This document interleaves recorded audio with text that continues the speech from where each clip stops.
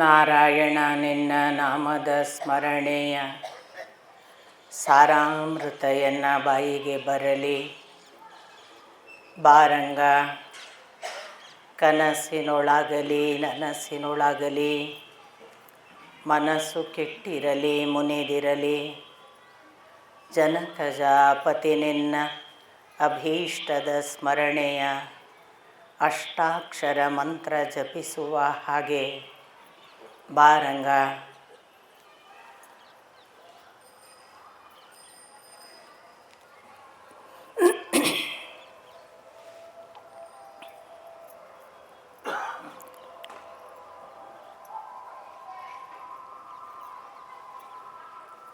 ನಾರಾಯಣಂ ನಮಸ್ಕೃತ್ಯ ನರಂಚೈವ ನರೋತ್ತಮಂ ದೇವೀಂ ಸರಸ್ವತೀಂ ವ್ಯಾಸಂ ತತೋ ಜಯಮುದೀರಯೇತ್.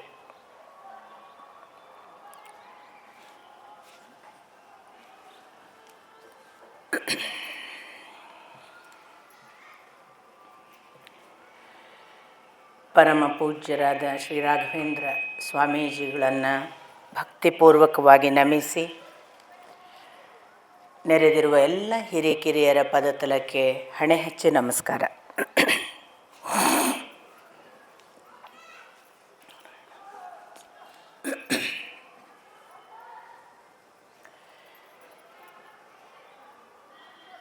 ನಿನ್ನೆ ದಿನ ನಾವು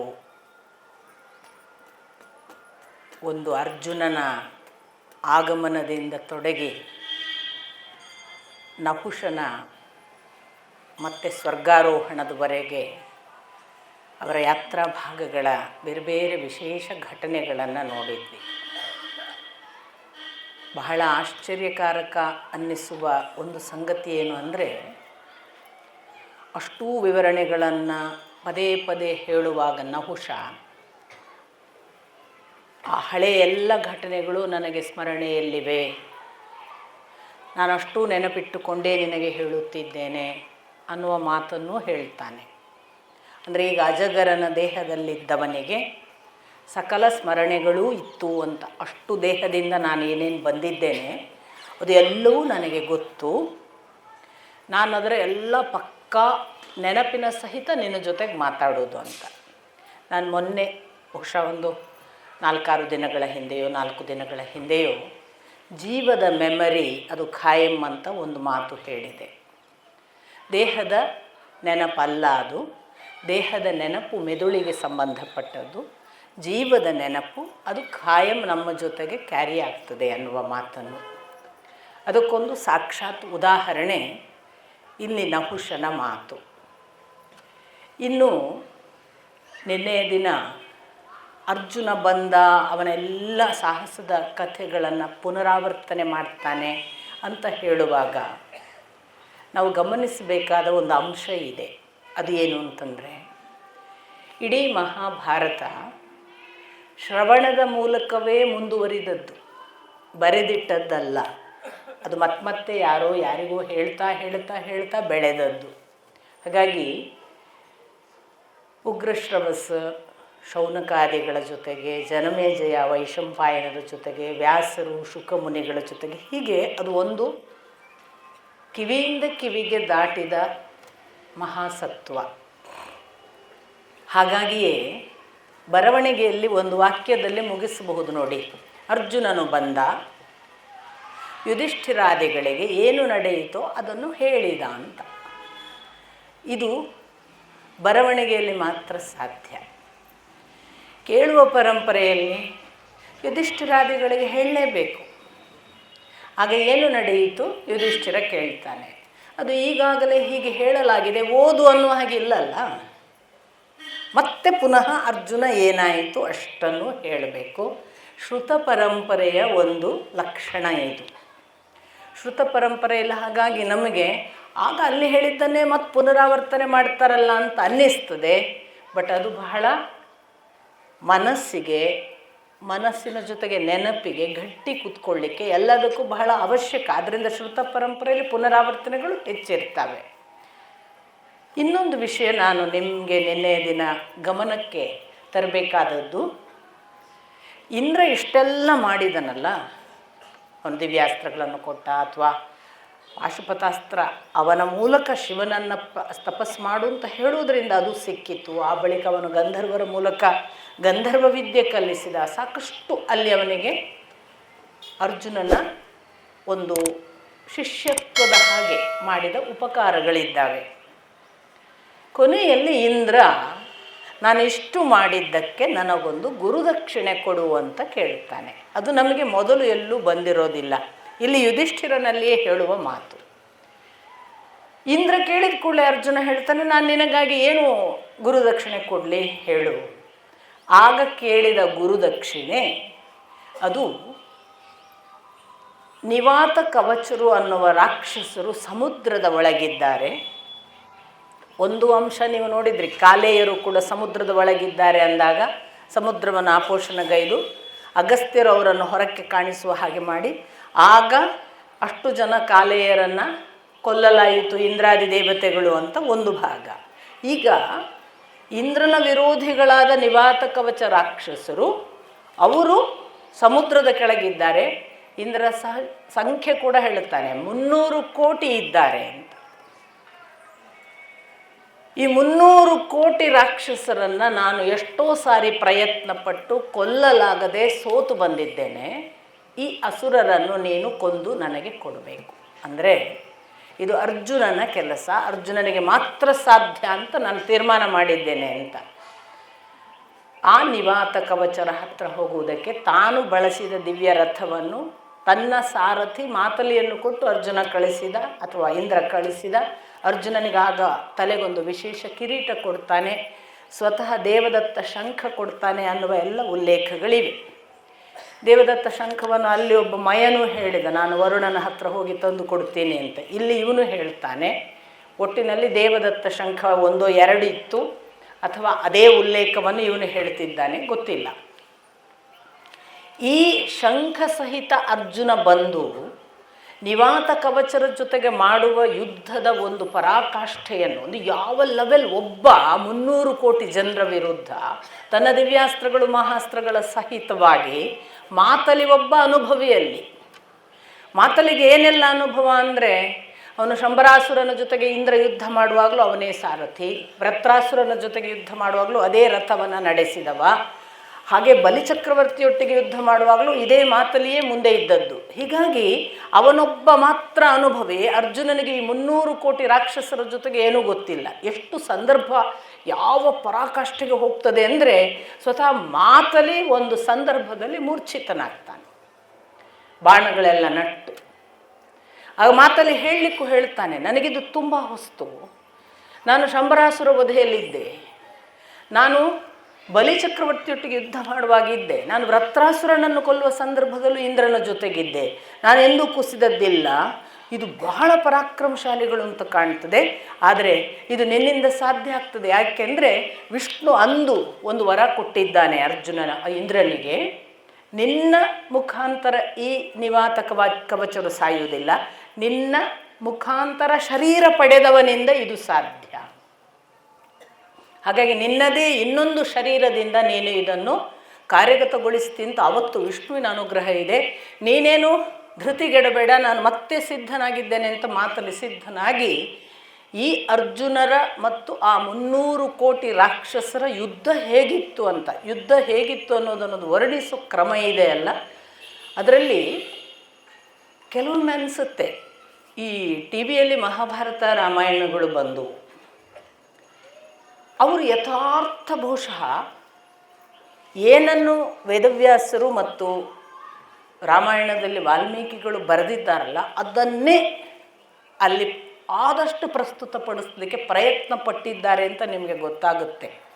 ಅಂದರೆ ಇಲ್ಲಿಯ ವಿವರಣೆಗಳಿಗೂ ಅಲ್ಲಿ ಆ ಚಿತ್ರದಲ್ಲಿ ತೋರಿಸುವ ವಿವರಣೆಗಳಿಗೂ ಬಹಳ ವ್ಯತ್ಯಾಸ ಇಲ್ಲ. ಅಂದರೆ ಈ ಕಡೆಯಿಂದ ಬಾಣ ಹೋಯಿತು, ಅದು ಬರೋದ್ರೊಳಗೆ ಕತ್ತರಿಸಿದ್ರು, ಈಚೆ ಕಡೆಯಿಂದ ಹೋಗ್ತಿದ್ದ ಹಾಗೆ ಅದು ಮಾಯವಾಗುವ ಹಾಗೆ ಮಾಯಾ ಸಂಗತಿಗಳು, ಈಚೆಯಿಂದ ಬಾಣ ಹೋಗುವ ಮೊದಲೇ ಅವನ ಬಾಣ ಬಂದು ಇವನ ಧನುಸ್ಸು ಮುರಿಯುವುದು, ಈ ಥರದ ಅಂದರೆ ಅನೇಕ ಸಂಗತಿಗಳು. ಅದು ಆಕಾಶದಲ್ಲಿ ಮೇಲಕ್ಕೆ ಎಷ್ಟು ಮೇಲಕ್ಕೆ ಹೋಯ್ತು ಅಂದರೆ ಇವರಿಗೆ ಇದನ್ನು ಮುಟ್ಲಿಕ್ಕೆ ಸಾಧ್ಯ ಇಲ್ಲ ಅನ್ನುವಷ್ಟು ಮೇಲಕ್ಕೆ ಹೋಯ್ತು, ಅದು ಕಾಣದೆ ಹೋಯಿತು. ಇದೆಲ್ಲ ನೀವು ನಿಮ್ಮ ಟಿ ವಿಯಲ್ಲಿ ಕೂಡ ಏನನ್ನು ನೋಡಿದ್ದೀರಿ. ವೇದವ್ಯಾಸರ ವಿವರಣೆಗಳು, ಯುದ್ಧ ವಿವರಣೆಗಳು ಅದ್ಭುತವಾಗಿವೆ. ಇದು ಅಂತಲ್ಲ, ನೀವೇನಾದರೂ ಯುದ್ಧ ಸಂದರ್ಭಕ್ಕೆ ಬಂದರೆ ಯುದ್ಧವನ್ನು ಓದುವುದೇ ಒಂದು ವಿಶೇಷವಾದ, ಅದರಲ್ಲಿ ಯುದ್ಧದಲ್ಲಿ ಪಾಂಡಿತ್ಯ ಹೇಗಿರ್ತದೆ, ಯಾವ ಶಸ್ತ್ರಕ್ಕೆ ಏನೇನು, ಯಾವ ಪ್ರಾಣಿ ಜೊತೆಗೆ ಕುದುರೆ ಅಂದರೆ ಹೇಗಿರ್ತದೆ, ಕುದುರೆಯ ಗುಣಲಕ್ಷಣಗಳೇನು, ಆನೆ ಅಂದರೆ ಹೇಗಿರ್ತದೆ, ಕಾಲಾಳು ಅಂದರೆ ಹೇಗಿರ್ತಾನೆ, ನೀವು ಗಮನಿಸಬೇಕು. ಅಂದರೆ ವೇದವ್ಯಾಸರ ಯುದ್ಧಶಾಸ್ತ್ರವನ್ನು ಪೂರ್ತಿ ಆ ಕಾಲಕ್ಕೆ ಇದ್ದು ತಿಳಿದುಕೊಂಡು ಬರೆದ ಹಾಗೆ, ಅಥವಾ ಪ್ರತಿ ಪ್ರಾಣಿಶಾಸ್ತ್ರ ಅವರಿಗೆ ಗೊತ್ತಿದ್ದ ಹಾಗೆ, ಯುದ್ಧ ನೈಪುಣ್ಯ ಅಂದರೆ ಏನು ಅಂತ ತಿಳಿದು ಅದರ ಪ್ರತಿ ಶಸ್ತ್ರಾಸ್ತ್ರಗಳ ಹಿನ್ನೆಲೆಯನ್ನು ತಿಳಿದು ಬರೆದ ಹಾಗೆ ಬಹಳ ಅದ್ಭುತವಾದ ಒಂದು ಯುದ್ಧವನ್ನು ನಿವಾತ ಕವಚರ ಯುದ್ಧವಾಗಿ ಅರ್ಜುನನ ಜೊತೆಗೆ ಹೇಗೆ ನಡೀತು ಅಂದರೆ, ಒಬ್ಬ ಯುದ್ಧ ಮಾಡುವ ಯೋಧ 300 ಕೋಟಿ ಜನ ನಿವಾತ ಕವಚರನ್ನು ಹ್ಯಾಂಗೆ ನೀವು, ಅಂದರೆ ಇದನ್ನು ನಾನು ನಿಮಗೆ ಭಾಷೆಯಲ್ಲಿ ಶಬ್ದದಲ್ಲಿ ವಿವರಿಸ್ಲಿಕ್ಕೆ ಆಗೋದಲ್ಲ, ಅದು ಯುದ್ಧ ವಿವರಣೆಯಾಗಿ ನೀವು ಓದಬೇಕು. ಯಾರೋ ಹೊಡಿತಾರೆ, ಹೊಡೆದಾಗ ಅವನು ಸತ್ತ ಅಂತ ಅಂದ್ಕೊಳ್ಳೋದ್ರೊಳಗೆ ಅವನು ಎಚ್ಚರ ಆಗ್ತಾನೆ, ಅವನು ಎಚ್ಚರ ಆಗೋದ್ರೊಳಗೆ ಅವರ ಗುಂಪು ಇವನ ಮೇಲೆ ದಾಳಿ ಮಾಡುತ್ತೆ, ಇವನು ದಾಳಿ ಮಾಡಿದ್ದಕ್ಕೆ ಇವನ ಪ್ರತಿ ದಾಳಿಗೆ ಅಷ್ಟೂ ಜನ ಒಮ್ಮೆಲೆ ಇಲ್ಲವಾಗ್ತಾರೆ, ಇಲ್ಲವಾದ್ರು ಅಂತ ತಿಳ್ಕೊಳ್ಳುವಾಗ ಮತ್ತಾರೋ ಎದ್ದು ಬರ್ತಾರೆ. ಯಾಕಂದ್ರೆ 300 ಕೋಟಿ ಸಂಖ್ಯೆ. ಆ ಥರ ಒಂದು ಬಹಳ ದೊಡ್ಡ ಘನಯುದ್ಧ ಅರ್ಜುನ ಮಾಡಿದ ಪ್ರಥಮ ಯುದ್ಧವಾಗಿ ನಮಗೆ ಮಹಾಭಾರತದಲ್ಲಿ ಗಮನಕ್ಕೆ ಬರ್ತದೆ. ಯಾಕೆಂದರೆ ಪ್ರಥಮ ಯುದ್ಧ ಅಂತ ನಾನು ಯಾಕೆ ಹೇಳ್ತೇನೆ ಅಂದರೆ, ಹೀಗೊಂದು ದೊಡ್ಡ ಸಮೂಹಕ್ಕೆ ಅರ್ಜುನ ಏಕಾಕಿಯಾಗಿ ಯುದ್ಧ ಮಾಡೋದು ಇಷ್ಟರವರೆಗೆ ಎಲ್ಲೂ ನಡೆದಿರಲಿಲ್ಲ. ಆ ದೃಷ್ಟಿಯಿಂದ ಬಹಳ ದೊಡ್ಡ ಯುದ್ಧದ ಒಂದು ದಾಖಲೆ ಆಗುತ್ತೆ ನೋಡಿ. ಇಂದ್ರ ಕೂಡ ಗುರುದಕ್ಷಿಣೆ ತೆಗೆದುಕೊಂಡೇ ಕಳಿಸ್ತಾನೆ. ಇದು ಒಂದು ಭಾಗವಾದರೆ, ನಾನು ನಿನ್ನೆ ದಿನ ಮುಕ್ತಾಯ ಮಾಡುವಾಗ ಹೇಳಿದೆ, ಇವರು ಇದ್ದದ್ದು ಇನ್ನು 1 ವರ್ಷ ಕಳಿಬೇಕು ಅನ್ನುವಂತಹ ಅರಣ್ಯದಲ್ಲಿ ಅಂತ. ಆ ಅರಣ್ಯಕ್ಕೆ ಅಚಾನಕ್ ಕೃಷ್ಣ ಸಾತ್ಯಕಿ ಮೊದಲಾದವರ ಜೊತೆಗೆ ಮತ್ತೆ ಬರ್ತಾನೆ. ಕೃಷ್ಣ, ಸಾತ್ಯಕಿ, ಬಲರಾಮ ಅಥವಾ ಈ ಬಾರಿ ಸತ್ಯಭಾಮೆಯ ಸಹಿತ ಬರ್ತಾನೆ. ಬಹಳ ವಿಶೇಷವಾಗಿ ಬಹಳ ಪ್ರೀತಿಯಿಂದ ಅವರನ್ನೆಲ್ಲ ಗಮನಿಸಿ ಪರಸ್ಪರ ನಮಸ್ಕಾರಗಳು, ಆದರ ಆತಿಥ್ಯ ಆದಮೇಲೆ ಕೃಷ್ಣನ ಜೊತೆಗೆ ಯುಧಿಷ್ಠಿರಾದಿಗಳು ಕೂತಾಗ ಕೃಷ್ಣ ಉಪಪಾಂಡವರು ಅಂತ ನಾವು ಯಾರನ್ನು ಕರಿತೇವಲ್ಲ, ದ್ರೌಪದಿಗೆ ಹುಟ್ಟಿದ 5 ಮಕ್ಕಳು, ಅವರಿಗೆ ಅಭಿಮನ್ಯು ಹೇಗೆ ಶಸ್ತ್ರಾಭ್ಯಾಸ ಕಲಿಸ್ತಾ ಇದ್ದಾನೆ, ಹೇಗೆ ಧನುರ್ವಿದ್ಯೆಯಲ್ಲಿ ಅವರನ್ನು ಪರಿಣಿತರನ್ನಾಗಿ ಮಾಡ್ತಿದ್ದಾನೆ, ಏಕಕಾಲಕ್ಕೆ ಶಾಸ್ತ್ರಾಧ್ಯಯನ, ವೇದಾಂಗಗಳನ್ನು ಕೂಡ ಹೇಗೆ ಕಲಿಸಲಾಗ್ತಿದೆ, ಇದ್ರ ಜೊತೆಗೆ ಅಭಿಮನ್ಯು ಮತ್ತು ಪ್ರದ್ಯುಮ್ನ ಇಬ್ಬರು ಹೇಗೆ ಎಲ್ಲ ಮಕ್ಕಳನ್ನು ಒಟ್ಟುಗೂಡಿಸಿಕೊಂಡು ಒಂದು ಅಪ್ಪ ಅಮ್ಮ ಇಲ್ಲ ಅನ್ನುವ ಭಾವವೇ ಇಲ್ಲದೆ ಸುಭದ್ರೆಯ ನೇತೃತ್ವದಲ್ಲಿ ಎಲ್ಲರನ್ನೂ ಕೂಡಿಸಿಕೊಂಡು ಹೆಂಗೆ ಬೆಳೆಸ್ತಿದ್ದಾರೆ, ಅವುಗಳನ್ನೆಲ್ಲ ದ್ರೌಪದಿಗೆ ರಿಪೋರ್ಟ್ ಮಾಡಿ, ಆ ಬಳಿಕ ಅರ್ಜುನನನ್ನು ಗಾಢವಾಗಿ ಅಪ್ಪಿಕೊಂಡು, ನೀನೀಗ ಯಾವ ಯುದ್ಧ ಇದೆಯೋ ಅದಕ್ಕೆ ಸನ್ನದ್ಧನಾಗಿ ಬಂದಿದ್ದೀಯಾ, ನಿನಗೆಲ್ಲ ದಿವ್ಯಾಸ್ತ್ರಗಳು ಮತ್ತು ಯಾವ ಅಸ್ತ್ರಗಳನ್ನೆಲ್ಲ ನೀನು ಮಹಾನುಭಾವರಿಂದ ಪಡೆಯಬೇಕಿತ್ತು ಅದನ್ನೆಲ್ಲ ಪಡೆದಿದ್ದೀಯಾ, ಹಾಗಾಗಿ ನನ್ನ ಜೊತೆಗೆ ಇನ್ನು ಮೇಲೆ ನೀನು ಯುದ್ಧಕ್ಕೆ ಸಿದ್ಧನಾಗಿದ್ದು, ಇನ್ನೇನು ಹೆಚ್ಚು ಕಾಲ ಇಲ್ಲ, ನಾವು ಯುದ್ಧ ಮುಖೇನ ಅದೇನು ಮಾಡಲಿಕ್ಕಿದೆ ಅದನ್ನು ಮಾಡಿಸಿಕೊಳ್ಳೋಣ. ಯುಧಿಷ್ಠಿರ ತನ್ನ ಧರ್ಮ ಪರಿಪಾಲನೆಯನ್ನು ಮಾಡಬೇಕಾದ್ರಿಂದ ನಾವು ಸ್ವಲ್ಪ ಕಾಲ ಇನ್ನು ಕಾದರಾಯಿತು. ಇಷ್ಟರವರೆಗೆ 11ನೇ ವರ್ಷದಲ್ಲಿದ್ದೇವೆ, ಇನ್ನೇನು ಬಹಳ ಹೊತ್ತಿಲ್ಲ, 12ನೇ ವರ್ಷದಲ್ಲಿದ್ದೇವೆ, ಇನ್ನೇನು ಬಹಳ ಹೊತ್ತಿಲ್ಲ. ಅವನು ಅಜ್ಞಾತವಾಸದ ಭಾಗ ಮುಗಿಸಿದ ತಕ್ಷಣ ನಾವು ನಿಮ್ಮ ಜೊತೆಗೆ ಯುದ್ಧಕ್ಕೆ ಸಿದ್ಧರಾಗಿದ್ದೇವೆ, ನಮ್ಮ ಸಿದ್ಧತೆ ಅಲ್ಲಿ ಜನರ ಸಿದ್ಧತೆ ಹೇಗಿದೆ ಅನ್ನೋದನ್ನು ಎಲ್ಲ ಹೇಳಿ ಸತ್ಯಭಾಮೆ ದ್ರೌಪದಿ ಅತ್ಲಾಗೆ ಕೂಡಿ ಹೋಗ್ತಾರೆ. ಇತ್ತ ಮಾರ್ಕಂಡೇಯರು ಬರ್ತಾರೆ. ಈ ಮಾರ್ಕಂಡೇಯರು ಒಬ್ಬ ಚಿರಂಜೀವಿ ಋಷಿಗಳು. ಇವರು ಯಾವ ಕಾಲದಿಂದ ಎಲ್ಲವನ್ನೂ ಕಂಡವರು ಅಂತ ದಾಖಲಾತಿ. ಚತುರ್ಯುಗಗಳು ನಾಶವಾದಾಗ ಪ್ರಳಯವನ್ನು ಅನುಭವಿಸಿದವರು ಅಂತ ಅವರಿಗಿರುವಂತಹ ಹೆಸರು. ಅಂಥ ಮಾರ್ಕಂಡೇಯರು ಬಂದಾರೋ ಅಂದಾಗ ಇಮಿಡಿಯೇಟ್ ಎಲ್ಲರೂ ಎದ್ದು ನಿಂತು ಗೌರವಿಸಿ ಅವರಿಗೆ ಆದರಾತಿಥ್ಯವನ್ನು ಮಾಡಿ ಅರ್ಘ್ಯಪಾದ್ಯಗಳನ್ನು ಕೊಟ್ಟು ಅವರನ್ನು ಉಪಚರಿಸಿದ ಬಳಿಕ, ಇನ್ನು ನಮ್ಮ ಮಾತು ಹೆಚ್ಚು ಬೇಡ, ಇಂಥ ಮಹಾನುಭಾವ ಮಾರ್ಕಂಡೇಯರು ನಮ್ಮ ಹತ್ರ ಬಂದಿದ್ದಾರೆ, ಅವರಿಂದ ತಿಳಿಯಬೇಕಾದದ್ದನ್ನು ತಿಳಿಯೋಣ, ಪಡೆಯಬೇಕಾದದ್ದನ್ನು ಪಡೆಯೋಣ ಅಂತ ಹೇಳಿಬಿಟ್ಟು ಮಾತುಕತೆಯನ್ನು ಆರಂಭ ಮಾಡಲಾಗ್ತದೆ. ಆಗ ಯುಧಿಷ್ಠಿರ ಹೇಳ್ತಾನೆ, ನೀವು ಎಲ್ಲವನ್ನೂ ಬಲ್ಲವರು, ನೀವು ಒಂದು ಕಾಲದಲ್ಲಿ ಪ್ರಳಯವನ್ನು ಕಣ್ಣಾರೆ ಕಂಡವರು ಎಂದು ನಾವು ಕೇಳಿದ್ದೇವೆ. ಹೀಗೊಂದು ಪ್ರಳಯ ಕಂಡಾಗ ನಿಮಗೆ ಚತುರ್ಯುಗಗಳು ಗೊತ್ತಿರಬೇಕು. ಚತುರ್ಯುಗಗಳು ಹೇಗಿದ್ದವು ಮತ್ತು ಪ್ರಳಯ ಹೇಗಿತ್ತು, ದಯವಿಟ್ಟು ನಿಮ್ಮ ಅನುಭವ ಹೇಳಿ ಅಂತ ಮಾರ್ಕಂಡೇಯರನ್ನು ಕೇಳಿಕೊಳ್ತಾರೆ. ಆ ಹೊತ್ತಿಗೆ ಮಾರ್ಕಂಡೇಯರು ಮಾತನಾಡುವ ಒಂದು ಆರಂಭವನ್ನು ಬಹಳ ಸುಂದರವಾಗಿ ನಾನು ಇದನ್ನು ಆ ಸ್ವಯಂಭುವಿಗೆ ನಮಸ್ಕರಿಸಿ ಆರಂಭಿಸುತ್ತೇನೆ.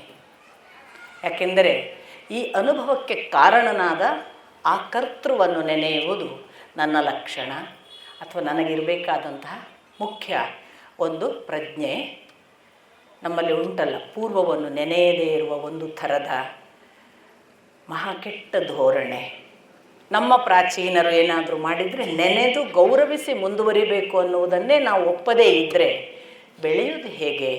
ಆದರೆ ಅವರು ಸ್ಪಷ್ಟವಾಗಿ ಹೇಳ್ತಾರೆ, ನಾನು ಆ ಪೂರ್ವ ಸ್ವಯಂಭುವಿಗೆ ನಮಸ್ಕರಿಸಿ ನನ್ನ ಅನುಭವವನ್ನು ಹೇಳ್ತೇನೆ.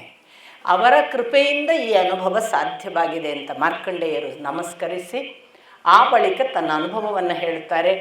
ನಿಮಗೆ ನಾನು ಅದನ್ನು ಬಹಳ ಬಾರಿ ಹೇಳಿದ್ದೇನೆ, ಅದರಿಂದ ಅವರು ಚತುರ್ಯುಗಗಳನ್ನು ವಿವರಿಸುವುದನ್ನು ನಾನು ಮತ್ತೆ ವಿವರಿಸೋದಿಲ್ಲ. ನಿನ್ನೆ ದಿನವೂ ಹೇಳಿದ್ದೇನೆ ನಾನು. ಅವರು ಹಾಗೆ ಹೇಳ್ತಾ ಕೃತಯುಗ ಹೇಗಿತ್ತು, ಧರ್ಮನಿಷ್ಠ, ಸತ್ಯನಿಷ್ಠ, ದಯಾನಿಷ್ಠ, ಅಹಿಂಸಾ, ಮಾತ್ಸರ್ಯ ಇಲ್ಲದೇ ಇರುವುದು, ದೇವರಿಗಾಗಿಯೇ ಬದುಕುವುದು, ಇನ್ನೊಬ್ಬರ ಜೊತೆಗೆ ಜಗಳವಿಲ್ಲ, ದ್ವೇಷವಿಲ್ಲ, ಇವೆಲ್ಲ ಒಂದು ಕೃತಯುಗವಾದರೆ, ತ್ರೇತಾಯುಗಕ್ಕಾವಾಗ ಅದರ ಅಂಶ ಸ್ವಲ್ಪ ಕಡಿಮೆ ಆಗ್ತಾ ಬಂದದ್ದು 1/4. ಅಲ್ಲಿಂದ ತ್ರೇತಾಯುಗದಲ್ಲಿ ಸ್ವಲ್ಪ ದೇವನಿಷ್ಠೆ, ಧರ್ಮನಿಷ್ಠೆ ಜೊತೆಗೇನೆ ಸ್ವಲ್ಪ ಮತ್ಸರ, ಸ್ವಲ್ಪ ಅಸೂಯೆ, ಸ್ವಲ್ಪ ದ್ವೇಷ ಈ ಪ್ರಾರಂಭ ಆಗ್ತಾ ಶುರುವಾಗಿ ಅದು ದ್ವಾಪರಕ್ಕೆ ಬರುವಾಗ ಅರ್ಧಾಂಶ ಕಡಿಮೆಯಾಗಿ, ಪೂರ್ವದ ಗುಣಲಕ್ಷಣಗಳು ಅರ್ಧಾಂಶ ಕಡಿಮೆಯಾಗಿ ಅಸೂಯೆ, ಮತ್ಸರ, ದ್ವೇಷ, ಕಾಮ, ಕ್ರೋಧ, ನಾನು, ನನ್ನದು, ನನಗಾಗಿ, ನಾನು ಮಾಡಬೇಕಾದ ಸ್ವಾರ್ಥ, ಕಾಮಾಕಾಂಕ್ಷೆ. ಕಾಮ ಅಂದರೆ ಸೆಕ್ಸ್ ಅಂತಲೇ ಭಾವಿಸಬಾರದು. ಕಾಮ ಅಂದರೆ ಅಪೇಕ್ಷೆ ಅಂತ ಅರ್ಥ. ಅಪೇಕ್ಷೆ, ಅದಕ್ಕನುಗುಣವಾಗಿ ನಡೆಯುವುದು, ಇದೆಲ್ಲವನ್ನು ವಿಸ್ತರಿಸ್ತಾ ಹೋಗಿ ದ್ವಾಪರ ಯುಗಕ್ಕೆ ಬರುವಾಗ ಅದು 3 ಅಂದರೆ 4ನೇ 3 ಅಂಶ, ನಾವು ಯಾವುದನ್ನು 3/4 ಭಾಗ ಅಂತ ಹೇಳ್ತೇವೆ, ಅಷ್ಟು ಕಡಿಮೆ ಆಯಿತಪ್ಪ. ಕಲಿಯುಗಕ್ಕೆ ಬಂದಾಗಲಂತೂ ಕಲಿಯುಗದ ಲಕ್ಷಣಗಳು ಒಂದಿಷ್ಟು ಕೃತಯುಗದಲ್ಲಿದ್ದಂತಹ ಒಳ್ಳೆಯದನ್ನು ಅಥವಾ ದ್ವಾಪರದವರೆಗೆ ಸ್ವಲ್ಪವಾದರೂ ಉಳಿದಂತಹ ಒಳ್ಳೆಯ ಲಕ್ಷಣಗಳನ್ನು ಅದು ಪಾಲಿಸಲಿಲ್ಲ ಅಂತ ಹೇಳ್ತಾ ಎಷ್ಟು ಕೆಡುಕಿನ ಕಡೆಗೆ ಹೋಯಿತು ಅನ್ನೋದು ಕಲಿಯುಗದ ಲಕ್ಷಣಗಳನ್ನೇ ಬಹಳ ಸುದೀರ್ಘವಾಗಿ ಹೇಳ್ತಾರೆ. ಕಲಿಯುಗದ ಲಕ್ಷಣಗಳನ್ನು ಹೇಳುವಾಗ ಕೆಲವೊಮ್ಮೆ ನಮಗೆ ಆಶ್ಚರ್ಯ ಆಗುವ ಹಾಗೆ ನಿಮ್ಮ ಮನಸ್ಸಿನಲ್ಲಿ, ನಮ್ಮ ಜೀವನದಲ್ಲಿ ಈಗ ಏನನ್ನು ನೋಡ್ತೇವೆ ಅದೆಲ್ಲ ಅಲ್ಲಿ ದಾಖಲಾತಿ ಇದ್ದ ಹಾಗೆ ನಮಗೆ ಕಾಣ್ತದೆ. ಬಹಳ ಜನ ಒಂದು ವಾದ ಮಾಡ್ತಾರೆ, ಅದು ಆ ನಂತರ ಯಾರೋ ಎಲ್ಲ ಸೇರಿಸಿದ್ದು ಅಂತ. ಏನಾದರೂ ಕೂಡ ಕಲಿಯುಗದ ಲಕ್ಷಣಗಳನ್ನು ಆ ಪರಿ ದಾಖಲಿಸಿದ್ದುಂಟಲ್ಲ, ಸೇರಿಸಿದರೆ ಯಾವಾಗ ಸೇರಿಸಿರ್ಬೇಕು ಅಂತಲೂ ಯೋಚಿಸ್ಬೇಕಲ್ಲ. ಯಾಕಂದರೆ ಇತ್ತೀಚಿನ ಕಾಲಘಟ್ಟದಲ್ಲಿ ನಾವು ಓದ್ತಲೇ ಬರ್ತಾ ಇದ್ದೇವೆ, ನಮ್ಮ ಹಿರಿಯರು ಓದ್ತಲೇ ಬರ್ತಿದ್ದಾರೆ. ಈಗ 1000 ವರ್ಷಗಳ ಹಿಂದೆ ಅಂತೂ ಸೇರಿಸಿದ ಅನುಭವಗಳು ನಮ್ಮ ಮಟ್ಟಿಗೆ ಗೊತ್ತಾಗ್ತದೆ, ಹಾಗಲ್ಲ ಅಂತ. ಅದರ ಪೂರ್ವದಲ್ಲಿ ಸೇರಿಸಿದ್ರು ಅಂತ ಇಟ್ಕೊಂಡು 1000 ವರ್ಷದ ಪೂರ್ವದಲ್ಲಿ ಈಗ 1000 ಈ ವರ್ಷಗಳಲ್ಲಿ ಆಗುವುದನ್ನು ಹೇಳ್ತಿದ್ದಾರಲ್ಲ. ಅಸತ್ಯ ಹೆಚ್ಚುತ್ತದೆ, ಸುಳ್ಳೆ ತಾಂಡವ ಆಡ್ತದೆ, ಅಧರ್ಮಿಗಳಿಗೆ ಕಾಲ ಅನ್ನಿಸ್ತದೆ, ಧರ್ಮಿಷ್ಠರು ನೊಂದುಕೊಳ್ತಾರೆ, ಜ್ಞಾನಿಗಳಿಗೆ ಬೆಲೆ ಇರುವುದಿಲ್ಲ, ಅಧರ್ಮ ಮತ್ತು ಅಜ್ಞಾನಿಗಳು ಬಹಳ ಪ್ರಬಲರಾಗ್ತಾರೆ, ಅವರ ಮುಂದೆ ಉಳಿದವರೆಲ್ಲ ಅವರ ಹಿಂಬಾಲಕರಾಗಿ ಹೋಗ್ತಾರೆ. ಅಷ್ಟು ಮಾತ್ರ ಅಲ್ಲ, ಧರ್ಮದ ಸೋಗಲಾಡಿತನ ಹೆಚ್ಚಾಗ್ತದೆ. ಗಡ್ಡ ಬೆಳೆಸಿ ಋಷಿಮುನಿಗಳ ವೇಷದ ಗುರುಗಳು ಬಹಳ ಜನ ಹುಟ್ಟಿಕೊಳ್ತಾರೆ. ಆ ಗುರುಗಳ ಬೆನ್ನು ಹತ್ತು ಅನೇಕ ಹಿಂಬಾಲಕರು ಹುಟ್ಟಿಕೊಳ್ಳುತ್ತಾರೆ. ನಿಜವಾದ ಧರ್ಮ ಹೇಳುವವರ ಬಗ್ಗೆ ಗೌರವ ಕಡಿಮೆ ಆಗ್ತದೆ. ಸತ್ಯ ಹೇಳುವವರನ್ನು ಜನ ಅಷ್ಟಷ್ಟೇ ನೋಡ್ತಾರೆ. ಸುಳ್ಳಿನವರ ಜೊತೆಗೆ ತುಂಬ ಜನ ಬೆಳೀತಾ ಹೋಗ್ತಾರೆ. ಅವರ ಅಭಿಮಾನ, ಅವರ ಗುಂಪುಗಾರಿಕೆ, ಅವರು ಹೇಳುವ ಸತ್ಯಗಳೇ ಸತ್ಯವಾಗಿ ಬಿಡುತ್ತವೆ. ಅಷ್ಟು ಮಾತ್ರ ಅಲ್ಲ, ಅನ್ನ ಮಾರುವುದೇ ದಂಧೆ ಆಗ್ತದೆ. ಅನ್ನ ಮಾರುವ ದಂಧೆಯಿಂದಾಗಿ ಅನ್ನದಿಂದ ರೋಗಗಳು ಹೆಚ್ಚುತ್ತಾ ಹೋಗ್ತವೆ. ಮನುಷ್ಯ ಅನ್ನಕ್ಕೆ ಸಂಬಂಧಪಟ್ಟ ಆಹಾರ ರೋಗಗಳಿಂದಲೇ ವ್ಯಾಧಿಗೆ ಒಳಗಾಗ್ತಾನೆ. ಅವನ ರೋಗಗಳು ಎಷ್ಟು ಉಲ್ಬಣ ಆಗ್ತವೆ ಅಂದರೆ ಅವನು ಮಾಡಿದ ಸಂಪತ್ತೆಲ್ಲ ಆರೋಗ್ಯಕ್ಕೆ ಖರ್ಚು ಮಾಡುವ ಹಾಗಾಗ್ತದೆ. ಅವನಿಗೆ ಸ್ವಂತದ ಒಂದು ತನ್ನ ಅಸ್ತಿತ್ವ, ತಾನು, ತನ್ನ ಸಿರಿವಂತಿಕೆ, ಇದರ ದರ್ಪವೇ ದೊಡ್ಡದಾಗ್ತದೆ ಹೊರತು ಧರ್ಮ, ದೇವರು, ನಿಷ್ಠೆ, ಭಕ್ತಿ ಕಡಿಮೆ ಆಗ್ತದೆ. ಹಿರಿಯರು ಅನ್ನುವ ಗೌರವ ಉಳಿಯೋದಿಲ್ಲ. ವಯಸ್ಸಾದವರಿಗೆ ಹಿರಿಯರಿಗೆ ಕೊಡಬೇಕಾದ ಗೌರವ ಕೊಡೋದಿಲ್ಲ. ಇವೆಲ್ಲ ನೋಡಿ ಕೆಲವು ಎಷ್ಟು ಸಂಗತಿಗಳು ಸೂಕ್ಷ್ಮವಾಗಿವೆ ಅಂದರೆ, ಮಳೆ ಬೆಳೆ ಕಡಿಮೆ ಆಗ್ತದೆ, ಬಿತ್ತಿದ ಬೀಜಕ್ಕೆ ಸಿಗಬೇಕಾದ ಫಲ ಸಿಗುವುದಿಲ್ಲ, ಬರಬೇಕಾದಷ್ಟು ಮಳೆ ಬರುವುದಿಲ್ಲ, ಮಾತ್ರ ಅಲ್ಲ ನೀರಿಗೆ ಕೊರತೆ ಉಂಟಾಗ್ತದೆ. ನೀರಿನ ಕೊರತೆಯಿಂದ ಮನುಷ್ಯ ಯಾವ ಮಟ್ಟಕ್ಕೆ ಅದನ್ನು ಬರೀತಾರೆ, ಒಂದು ಕಾಲಕ್ಕೆ ಕಾಲುವೆಯಂತೆ ನೀರು ಹಾಯಿಸುತ್ತಿದ್ದವರು ಮುಂದೆ ಒಂದು ಸಣ್ಣ ಸಾಧನದ ಮೂಲಕ ಹನಿ ಹನಿ ನೀರುಗಳನ್ನು ಕೊಡುವುದಕ್ಕೆ ಪ್ರಾರಂಭಿಸ್ತಾರೆ. ಡ್ರಿಪ್ ನೀರು ಕೊಡುವುದಕ್ಕೆ ಒಂದು ವಿಶೇಷ ಸಾಧನವನ್ನು ಬಳಸಿ ಹನಿ ಹನಿ ನೀರು ಕೊಡುವ ಅವಸ್ಥೆ ಬರುತ್ತದೆ. ಅಲ್ಲಿಯವರೆಗೆ ನೀರಿನ ಕೊರತೆ, ಮೃಗಗಳ ಸಂಖ್ಯೆ ಹೆಚ್ಚುತ್ತದೆ. ಕಾಡಿನಿಂದ ಮೃಗಗಳು ನಗರಕ್ಕೆ ಬರುವುದಕ್ಕೆ ಪ್ರಾರಂಭ ಮಾಡುತ್ತವೆ.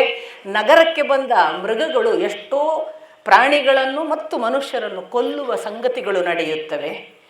ಸಣ್ಣ ಸಣ್ಣ ವಯಸ್ಸಿನವರು ದೊಡ್ಡವರ ಮುಂದೆ ಸತ್ತು ಹೋಗುತ್ತಾರೆ. ಚಿಕ್ಕ ಚಿಕ್ಕ ವಯಸ್ಸಿನಲ್ಲೇ 16ರ ಒಳಗೆ ಹುಡುಗರಿಗೆ ಸಣ್ಣ ಸಣ್ಣ ವಯಸ್ಸಿನಲ್ಲಿ ಕೂದಲು ನೆರೆಯುತ್ತದೆ. 8ನೇ ವರ್ಷಕ್ಕೇನೆ ಅವರದ್ದು ಎಷ್ಟು ಲೆಕ್ಕ ಕೊಡ್ತಾರೆ, 8ನೇ ವರ್ಷಕ್ಕೇನೆ ಹೆಣ್ಣು ಕಾಮಾತುರಳಾಗಿ ಗರ್ಭಿಣಿ ಆಗುವ ಪ್ರಸಂಗ ಬರುತ್ತದೆ. 10-12ಕ್ಕೆ ಹುಡುಗರು ಪುತ್ರವಂತರಾಗುತ್ತಾರೆ.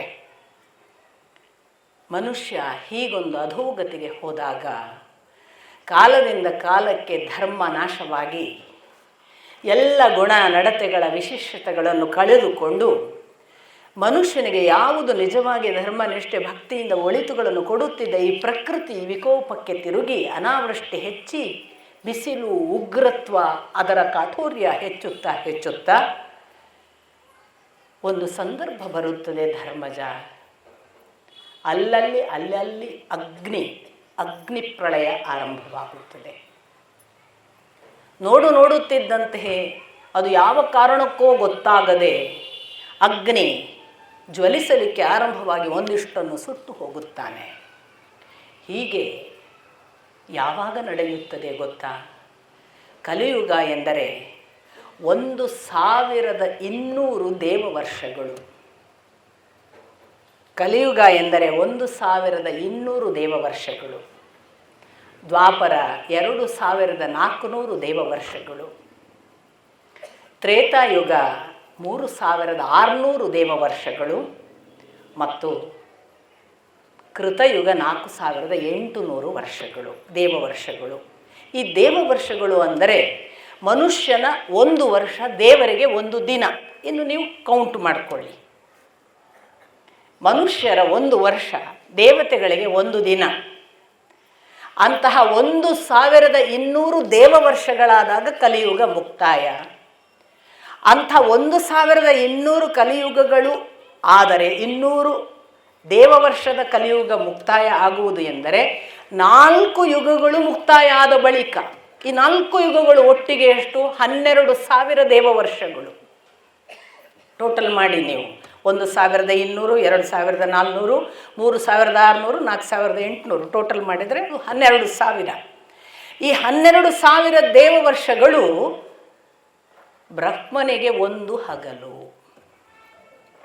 ಕಾಲದ ಲೆಕ್ಕ ನೋಡಿ ಅವರು ಕೊಡೋದು.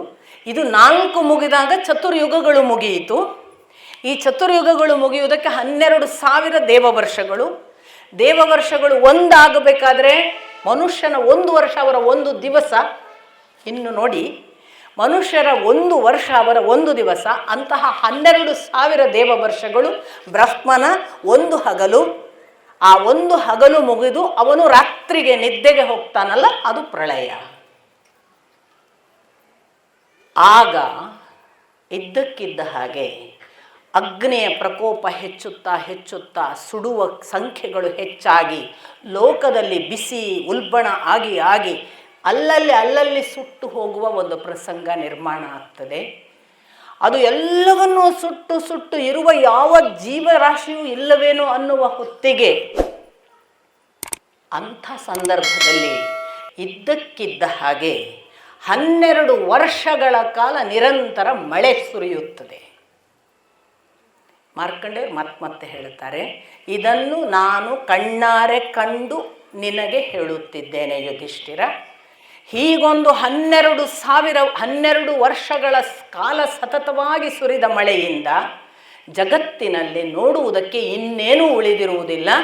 ಕೇವಲ ಮಳೆ ಮತ್ತು ಕತ್ತಲು, ನೀರು ಮತ್ತು ಕತ್ತಲು, ಜಲರಾಶಿಯ ಮಧ್ಯೆ ಮತ್ತಿನ್ನೇನೂ ಇಲ್ಲದ ಸ್ಥಿತಿಯಲ್ಲಿ ಅದೊಂದೇ ಇರುವಾಗ ಆ ಭೋರ್ಗರೆತದ ನೀರಿನ ಆರ್ಭಟ ಒಂದೇ ಎಲ್ಲ ಜಗತ್ತನ್ನು ತುಂಬಿ ತುಳುಕುತ್ತಿರುವ ಹೊತ್ತಿನಲ್ಲಿ ಇನ್ನು ದಯವಿಟ್ಟು ನೀವು ಒಂದು ತಪಸ್ಸಿನ ಭಾಗವಾಗಿ ಕೇಳಬೇಕು. ಇದು ಮಾರ್ಕಂಡೇಯರ ತಪೋ ಅನುಭವ.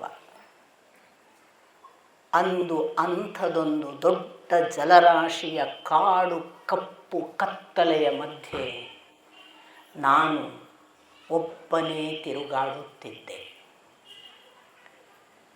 ಜಗದಲ್ಲಿ ಯಾವುದೂ ಇರಲಿಲ್ಲ.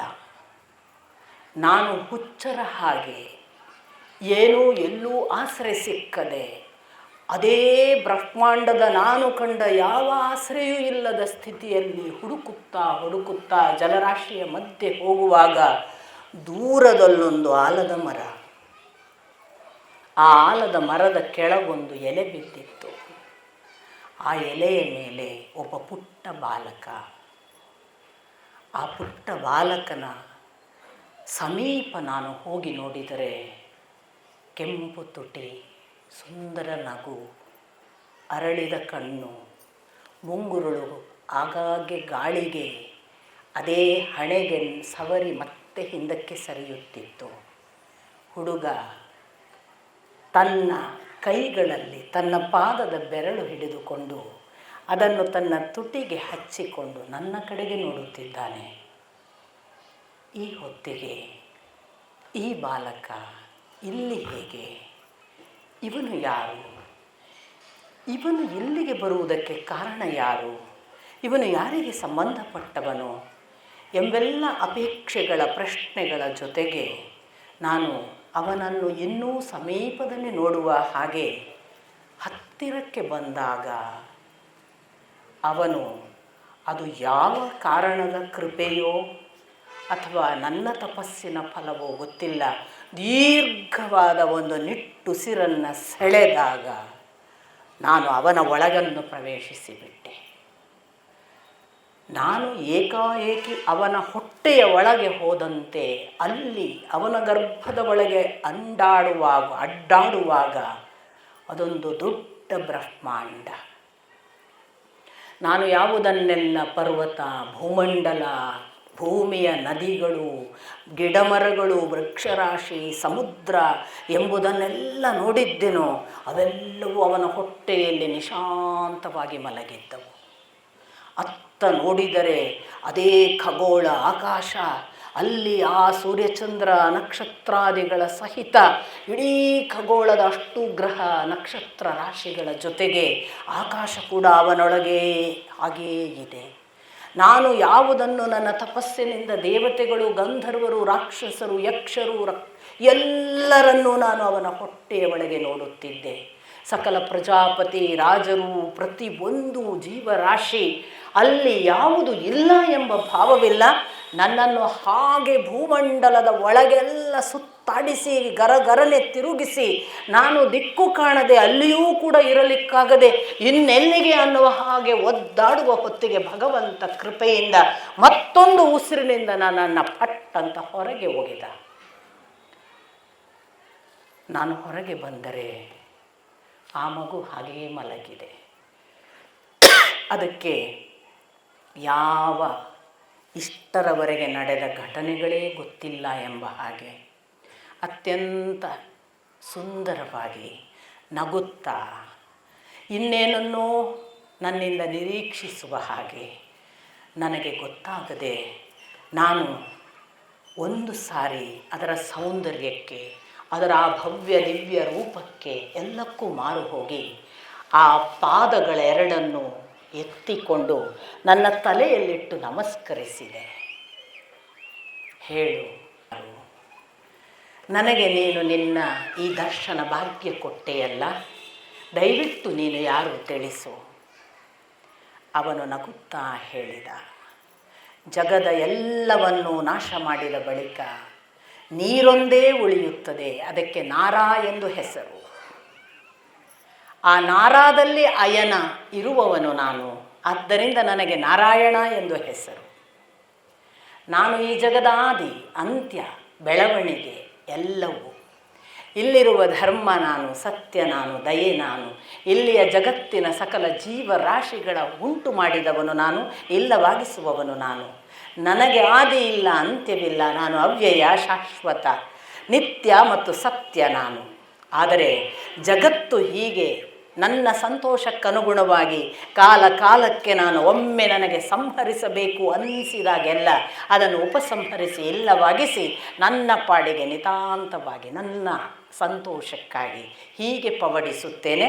ನೀನು ನಿನ್ನ ತಪೋಬಲದಿಂದ ಇಂದು ನನ್ನನ್ನು ಕಂಡಿದ್ದೀಯ.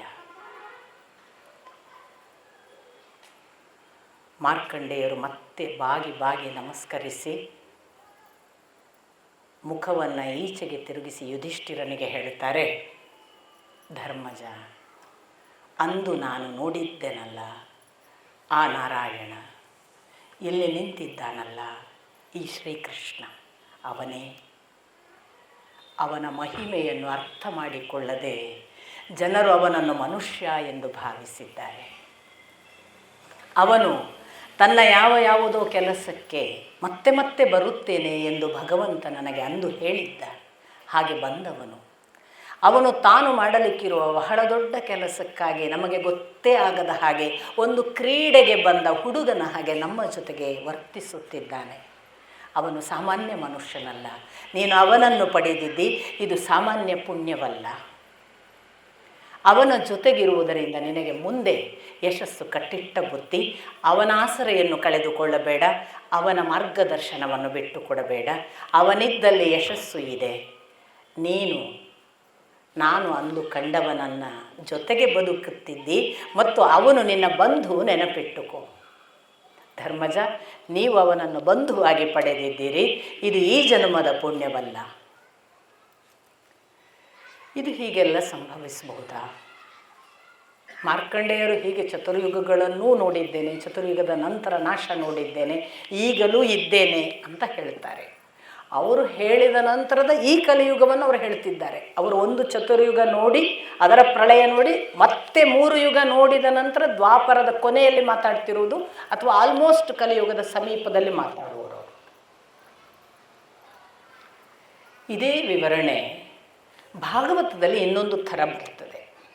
ನೀವು ಶ್ರೀಮದ್ ಭಾಗವತವನ್ನು ನೋಡಿದರೆ ಪ್ರತಿ ಒಂದು ವಿವರಣೆಯನ್ನು ಮಾಡುವಾಗ ವೇದವ್ಯಾಸರು ಒಂದು ವಿಷಯ ಹೇಳ್ತಾರೆ. ಯಾವುದು ಸ್ಥೂಲದಲ್ಲಿದೆಯೋ ಅದು ಸೂಕ್ಷ್ಮದಲ್ಲಿ ಇದೆ ಅಂತ, ಯಾವುದು ಅಲ್ಲಿ ಇದೆಯೋ ಅದು ಇಲ್ಲಿ ಇದೆ ಅಂತ, ಯಾವುದು ಪರಮಾತ್ಮನಲ್ಲಿದೆಯೋ ಅದು ಆತ್ಮನಲ್ಲಿ ಇದೆ. ಈ ವಿವರಣೆ ನಿಮಗೆ ನಿರಂತರವಾಗಿ ಭಾಗವತದಲ್ಲಿ ಪ್ರತಿ ಅವತಾರವನ್ನು, ಪ್ರತಿ ಘಟನೆಗಳನ್ನು ಹೇಳುವಾಗ ಹೇಳ್ತಾರೆ. ಕೊನೆ ಆಗುವಾಗ ಭಾಗವತ, ಶ್ರೀಮದ್ ಭಾಗವತ ಎಲ್ಲ ಅವತಾರಗಳನ್ನು ಮುಗಿಸಿ ಕೊನೆ ಮಾಡುವಾಗ ಮಾರ್ಕಂಡೇಯರ ಕಥೆಯ ಜೊತೆಗೆ ಮುಕ್ತಾಯ ಆಗುತ್ತೆ. ಅಲ್ಲಿ ಕೊನೆಯ ಕಥಾಭಾಗ ಹೇಗೆ ಅಂದರೆ, ಮಾರ್ಕಂಡೇಯರು ಹೀಗೆ ತಪಸ್ಸಿಗೆ ಕೂತಿದ್ರು. ಭೃಗುವಿನ ಮಗ ಮೃಕಂಡನ ಮಗ ಮಾರ್ಕಂಡೇಯ. ಸೊ ಭೃಗುವಿನ ಮಗ ಕವಿ ಅಂತ, ಕವಿಯ ಮಗ ಮೃಕಂಡನ ಮಗ ಮಾರ್ಕಂಡೇಯ. ಇದು ಪರಂಪರೆಯ ದೃಷ್ಟಿಯಿಂದ ನಾನು ನಿಮಗೆ ಹೇಳ್ತಿರೋದು. ಈ ಮಾರ್ಕಂಡೇಯರು ಒಂದು ದಿನ ಶ್ರೀಮದ್ ಭಾಗವತದ ಪ್ರಕಾರ ತನ್ನ ತಪಸ್ಸಿನ ಒಂದು ಹಂತದಲ್ಲಿ ಭಗವಂತನನ್ನು ಕೇಳಿಕೊಳ್ತಾರೆ, ನನಗೆ ನಿನ್ನ ಮಾಯೆಯನ್ನು ಒಮ್ಮೆ ಅನುಭವಿಸಬೇಕು ಅಂತ. ಈ ಪ್ರಶ್ನೆಯನ್ನು ಕೇಳ್ತಿದ್ದ ಹಾಗೆ ಅದಕ್ಕೊಂದಿಷ್ಟು ಕಾಲಘಟ್ಟದಲ್ಲಿ ಇವರ ತಪಸ್ಸು ನಡೆದಿದೆ, ಧ್ಯಾನಕ್ಕೆ ಕೂತಿದ್ದಾರೆ. ಅವರ ಧ್ಯಾನಾವಸ್ಥೆಯ ತುರಿಯದಲ್ಲಿದ್ದಾರೆ. ತುರಿಯ ಅಂದರೆ ಜಾಗೃತ ಅಲ್ಲ, ಸ್ವಪ್ನ ಅಲ್ಲ, ಸುಷುಪ್ತಿ ಅಲ್ಲ, ಅದರ ಆಚೆಗಿನ ಅವಸ್ಥೆ.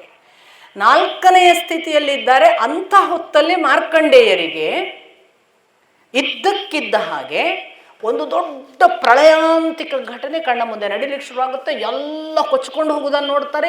ಏನೇನು ಉಳಿದಿಲ್ಲ, ಪ್ರತಿಯೊಬ್ಬರು ಸತ್ರು ಕಣ್ಣು ಮುಂದೆ. ಎಲ್ಲರೂ ತನ್ನ ಬಂಧುಗಳು, ಮಿತ್ರರು, ಶತ್ರುಗಳು, ಮತ್ತೊಬ್ಬರು ದ್ವೇಷಿಗಳು, ಪ್ರಾಣಿಗಳು, ಪ್ರಪಂಚ ಇಡೀ ಕೊಚ್ಚಿ ಮುಳುಗಿ ಹೋಗುವಾಗ ಇವರನ್ನು ಅದು ತನ್ನ ದೊಡ್ಡ ಆರ್ಭಟದಲ್ಲಿ ದೊಡ್ಡ ದೊಡ್ಡ ಸುನಾಮಿಯಂತಹ ತೆರೆಗಳೆಲ್ಲ ಬಂದು ಪ್ರತಿಯೊಬ್ಬರನ್ನು ಕೊಚ್ಚಿಕೊಂಡು ಹೋಗುವ ಸಂದರ್ಭದಲ್ಲಿ ಇವರನ್ನು ಕೊಚ್ಚಿಕೊಂಡು ಹೋಗುತ್ತೆ. ಇವರು ನೀರಿನೊಳಗೆ ತಾನು ಗೊತ್ತೇ ಇಲ್ಲದೆ ಅಮಾಯಕವಾಗಿ ಬೀಳ್ತಾರೆ. ಬೀಳ್ತಿದ್ದವರು ಹಾಗೆ ಹೋಗ್ತಾ ಹೋಗ್ತಾ ಅಲ್ಲಿ ಎದುರಾಗುತ್ತೆ ಒಂದು ಆಲದ ಮರ, ಅಲ್ಲೊಂದು ಎಲೆ, ಅದರಲ್ಲಿ ಇಂಥ ಒಬ್ಬ ಪುಟ್ಟ ಬಾಲಕ. ಆ ಬಾಲಕ ಇದ್ಯಾರು ಅಂತ ನೋಡೋದ್ರೊಳಗೆ ಮಾರ್ಕಂಡೇಯರನ್ನು ಆ ಮಗು ಎಳ್ಕೊಳ್ಳುತ್ತೆ. ಅವರ ಹೊಟ್ಟೆಯಲ್ಲಿ ಇಡೀ ಬ್ರಹ್ಮಾಂಡ ದರ್ಶನ ಮತ್ತಾಗುತ್ತೆ. ಮತ್ತು ಹೊರಗೆ ಬರ್ತಾರೆ. ಅವರು ಹೊರಗೆ ಬಂದು ಆ ಭಗವಂತನ ಆ ಸಣ್ಣ ಮಗುವಿನ ರೂಪಕ್ಕೆ ನಮಸ್ಕರಿಸಿ ಅದನ್ನೆಲ್ಲ ಪೂಜಿಸಿ ತಾನು ಎಚ್ಚರಾಗುವಾಗ ಅವರು ಧ್ಯಾನ ಸ್ಥಿತಿಯಲ್ಲಿ ಇದ್ದಾರೆ. ಇದು ಗಮನಿಸಬೇಕು. ಇದು ಎರಡು ಮುಖ. ಒಂದು ಹಾಗೆ ನೋಡಿದ್ರು ಅಂತ ಅವ್ರು ಹೇಳ್ತಿದ್ದಾರೆ, ನಾನು ಚಿರಂಜೀವಿ, ನನಗಷ್ಟು ಯುಗಗಳು ನಾಶವಾದದ್ದು ಗೊತ್ತು ಅಂತ. ಇನ್ನೊಂದು, ಪ್ರತಿಯೊಬ್ಬರಿಗೆ ಇದು ಸಾಧ್ಯ ಅಂತ. ಪ್ರತಿಯೊಬ್ಬನೂ ತಪಸ್ಸು ಮಾಡಿದರೆ, ನಾವು ನಮ್ಮ ಒಳಗೆ ಹೋದರೆ, ಧ್ಯಾನದ ತುರಿಯ ಅವಸ್ಥೆಯಲ್ಲಿ ನಾವು ನಮ್ಮ ಒಳಗೆ ಹೋದರೆ ಅಲ್ಲಿರುವುದು ಮತ್ಯಾರೂ ಅಲ್ಲ, ಅಲ್ಲಿರುವುದು ಭಗವತ್ ತತ್ವವೇ. ಆ ಭಗವತ್ ತತ್ವದ ಒಳಗೆ ನಾವು ಹೋದರೆ ನಾವು ಇಡೀ ಬ್ರಹ್ಮಾಂಡವನ್ನು ನಮ್ಮ ಒಳಗೆ ನೋಡಲಿಕ್ಕೆ ಬರ್ತದೆ. ಇಡೀ ಬ್ರಹ್ಮಾಂಡವನ್ನು ನೋಡುವುದು ಅಂತಂದರೆ ಹೊರಗಿನ ಇಡೀ ಬ್ರಹ್ಮಾಂಡ ನಾಶವಾಗುವುದು ನಮ್ಮ ಪಾಲಿಗೆ. ನಾವು ಅವನನ್ನು ತಿಳ್ಕೊಳ್ಳುವ ಒಂದು ಸ್ಥಿತಿ, ಹಾಗೊಂದು ತಿಳ್ಕೊಳ್ಳುವ ಹಂತ ತಲುಪಿದರೆ ಮತ್ತೆ ಜಗತ್ತಿನಲ್ಲಿ ಹೊರಗೊಂದು ಜಗತ್ತು ಇಲ್ಲ, ಇರುವ ಒಳ ಜಗತ್ತೇ ಹೊರಗು ಅಂತ ಗೊತ್ತಾಗಿ ಬಿಡೋದು. ಮಾರ್ಕಂಡೇಯರ ಅಂಥದ್ದೊಂದು ಧ್ಯಾನಸ್ಥ ಅವಸ್ಥೆಯಲ್ಲಿ ಮನುಷ್ಯನಿಗೆ ಸೂಕ್ಷ್ಮ ಮತ್ತು ಸ್ಥೂಲಗಳು ಒಂದೇ, ಹೊರಗೆ ಕಂಡದ್ದೇ ಒಳಗೂ ಇದೆ, ಒಳಗೆ ಕಾಣಿಸುವುದೇ ಹೊರಗೂ ಇರುವುದು ಅನ್ನುವ ಒಂದು ವಿಶೇಷ ಸತ್ಯವನ್ನು ಆತ್ಮಸ್ವರೂಪ ದರ್ಶನ ಆದ ನಂತರ ಪರಮಾತ್ಮ ಸ್ವರೂಪ ದರ್ಶನವಾಗುವ ಒಂದು ಸ್ಥಿತಿಯಾಗಿ ಅನುಭವಿಸಿದ್ದಾರೆ. ಇದು ಒಂದು ಧ್ಯಾನ. ಇದು ಯಾರಿಗೂ ಸಾಧ್ಯ. ನನಗೆ ನನ್ನ ಒಳಗೆ, ನಿಮಗೆ ನಿಮ್ಮ ಒಳಗೆ ಇಂಥದ್ದೊಂದು ಅನುಸಂಧಾನ ಮಾಡಿದರೆ ಜಗತ್ತಿನ ಪ್ರಳಯಾಂತಕ ಸಂಗತಿಯ ನಂತರದ ಭಗವತ್ ಸ್ವರೂಪವನ್ನು ನೋಡಲಿಕ್ಕೆ ಸಾಧ್ಯ ಇದೆ ಅನ್ನುವುದು ಮಾರ್ಕಂಡೇಯರು ಕೊಡುವ ಒಂದು ಸಂದೇಶ ಭಾಗವತದಲ್ಲಿ, ಅಥವಾ ವೇದವ್ಯಾಸರು ಮಾರ್ಕಂಡೇಯರ ಮುಖಾಂತರ. ಹಾಗಾಗಿ ನಮಗೆ ನಿಮಗೆ ಸಾಧ್ಯವಿಲ್ಲದ್ದು ಯಾವುದೋ ನಡೆದಿದೆ, ಅದು ಅವರಿಗೆ ಮಾತ್ರ ಸಾಧ್ಯ ಅಂತ ನಾನು ಹೇಳ್ತಿಲ್ಲ. ನಮ್ಮ ಅಳತೆಯನ್ನು, ಗಾತ್ರವನ್ನು, ನಮ್ಮ ಅರ್ಹತೆಯನ್ನು ಗೇಜ್ ಮಾಡಿ ನಾವು ಎಷ್ಟು ಅದಕ್ಕೆ ಸಾಧ್ಯ ಅಂತ ನಾವು ಪ್ರಾರ್ಥನೆ, ಪ್ರಯತ್ನ ಮಾಡಬೇಕು. ಇದು ಪ್ರತಿಯೊಬ್ಬನೂ ಒಂದು ದಿವಸ ನೋಡಲಿಕ್ಕಿರುವ ಪ್ರಳಯ ಅಲ್ಟಿಮೇಟ್ಲಿ. ಆದ್ದರಿಂದ ನಾವೆಲ್ಲರೂ ನಮ್ಮ ಇಡೀ ನಮ್ಮ ಸಂಬಂಧಿಗಳು ನಾಶವಾಗುವುದನ್ನು ನೋಡುವುದಕ್ಕೆ ಇರುವವರು, ಅದನ್ನು ನೆನಪಿಟ್ಟುಕೊಳ್ಳಿ. ಇಂದಲ್ಲ ನಾಳೆ ನಾವು ತಿಳಿದ ಯಾರೂ ನಮ್ಮ ಜೊತೆಗೆ ಇರುವುದಿಲ್ಲ ಅನ್ನೋದು ಖಂಡಿತ ಗೊತ್ತಾಗದೇ ಇದ್ದರೆ ನಾವು ಮುಂದಿನ ಭಗವಂತನ ಸತ್ವಕ್ಕೆ, ತತ್ವಕ್ಕೆ ಹೋಗ್ಲಿಕ್ಕೆ ಸಾಧ್ಯವೇ ಇಲ್ಲ. ಆ ರಿಯಲೈಸೇಷನ್ನೇ ಫಸ್ಟ್ ರಿಯಲೈಸೇಷನ್. ಇಲ್ಲಿ ಜಗತ್ತಿನಲ್ಲಿ ನನ್ನ ಜೊತೆಗೆ ಯಾರೂ ಇಲ್ಲ ಅಂತ ಗೊತ್ತಾಗುವುದು. ನಾನು ಮಾತ್ರ ಅಂತಂದಾಗ ನಾನು ಮಾತ್ರ ಅಲ್ಲ, ಅವನಿದ್ದಾನೆ ಅಂತ ಗೊತ್ತಾಗುವುದು. ಆ ಅವನು ಹೇಗಿದ್ದಾನೆ ಅಂತ ಗೊತ್ತಾದಾಗ ಈ ಜಗತ್ತು ಅವನ ಒಳಗಿದೆ ಅಂತ ಗೊತ್ತಾಗುವುದು. ಇದು ಒಂದು ದೊಡ್ಡ ಸಾಧನಾ ಪಥವಾಗಿ ಮಾರ್ಕಂಡೇಯರು ಅದನ್ನು ತನ್ನ ಬದುಕಿಗೆ ಅಂತರ್ಗತ ಮಾಡಿಕೊಂಡದ್ದನ್ನು ನಾವು ಈ ಘಟನೆಯಲ್ಲಿ ಕಾಣ್ತೇವೆ.